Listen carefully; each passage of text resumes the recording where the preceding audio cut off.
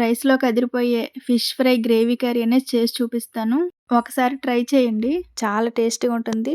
అలాగే సింపుల్‌గా చేసుకోవచ్చు.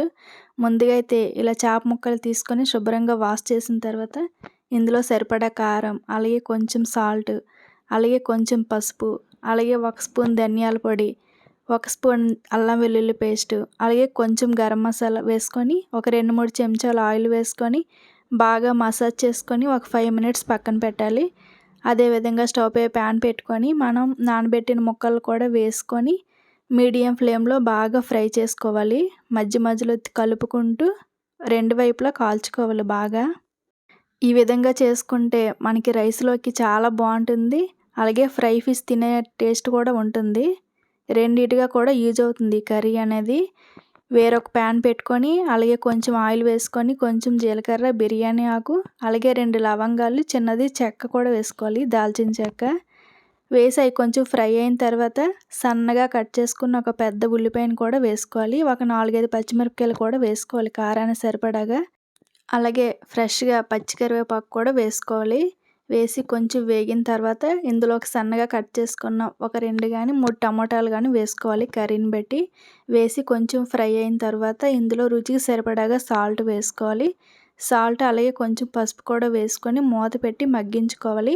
ఈలోగా అయితే మనకి ఫిష్ చూడండి చాలా బాగా ఫ్రై అయిపోయింది కదా! మనం ఇలా మూత పెట్టుకోవడం వల్ల టమోటా కూడా బాగా మగ్గిపోతుంది. ఒకసారి బాగా కలుపుకోవాలి. ఈ కర్రీకి కొంచెం ఆయిల్ ఎక్కువగానే వేసుకోవాలండి, అప్పుడే బాగుంటుంది. అయితే రుచికి సరిపడాగా కారం కూడా వేసుకోవాలి ఇందులో కూడా. అలాగే కొంచెం అల్లం వెల్లుల్లి పేస్ట్ కూడా వేసుకొని పచ్చివాసన పోయేంత వరకు మనం బాగా వేయించుకోవాలి.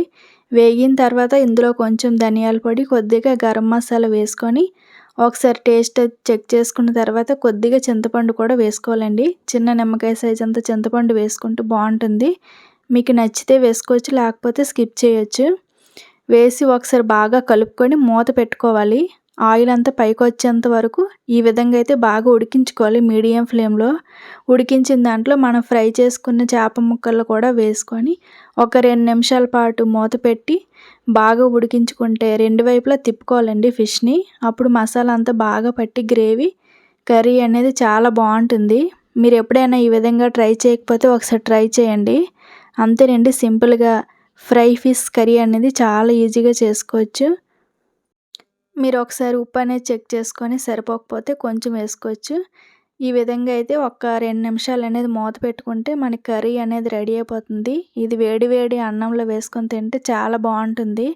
వీడియో నచ్చితే లైక్ చేయండి, మా ఛానల్ని సబ్స్క్రైబ్ చేయండి. అలాగే ఫైనల్గా కొద్దిగా పచ్చి కరివేపాకు ఇంకా కొత్తిమీర కూడా వేసుకోవచ్చు. అంతేనండి, ఫిష్ గ్రేవీ కర్రీ అనేది రెడీ. ముక్క అనేది గట్టిగా అలాగే మంచి గ్రేవీ మసాలాతోటి రైస్‌లోకి అదిరిపోతుంది.